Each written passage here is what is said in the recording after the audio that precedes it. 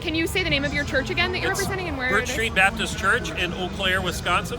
Okay, and how have you shut your church down for now or stopped having gatherings, or have you been gathering through the pandemic? We've been gathering following the mandate. The mandate requires that we have 9 or less people per room.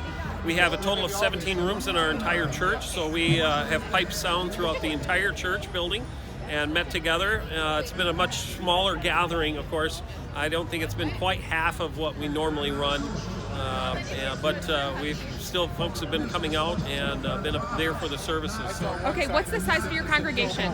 On a normal, outside of this, normally we would have about 140, 150 people there on a Sunday morning, but we have only been having about 60, 65 on Sundays, and my desire is to see all churches open back up so that we can start seeing folks come back to church and be able to hear the gospel and be able to hear a message that will be helpful and encouragement to them.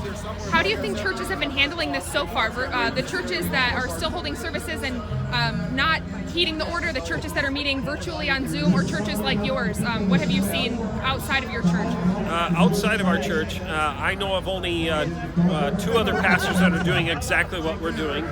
I've actually had some pastors attacking me personally, claiming that I'm putting everybody in danger, that we're, disobeying the orders, and we're not disobeying the orders.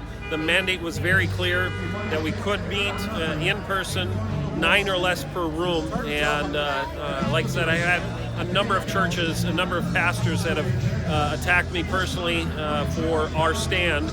I also know some churches that just close their doors. They're not even meeting at all whatsoever, since the mandate has come out. So now it's extended until May 26th, is that correct? And are you planning to continue the same way that you've been meeting? Right now, the governor, I know you probably heard the speech, the governor extended it illegally. It went against the state constitution. That's something I think a lot of people need to know about. And the state constitution allows him to go for 60 days, and then he has to have approval from the state legislature in order to extend it beyond that. He's already made the statement that he's extending it beyond that. Our plan is to right now continue doing what we're doing. My desire is to see the state Supreme Court overturn what he did, so that way we can meet back together. We'd be okay with meeting together and social distancing, we'd be okay with meeting outdoors and social distancing, just allowing everybody to be able to come without there being any restrictions. It's hard to allow only 9 people per room and all that. So. Have you gotten any threats or anything from local law enforcement or more local officials? I did. We're actually, I was contacted by our city and county health department. After every single service that we had, they called me, beginning after the mandate came out on March 12th.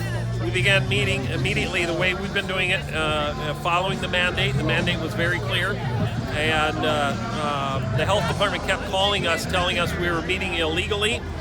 They actually threatened us with police, me being arrested, me personally being fined, and then the police being at our church there to arrest people or possibly to at least prevent them from getting into the church building.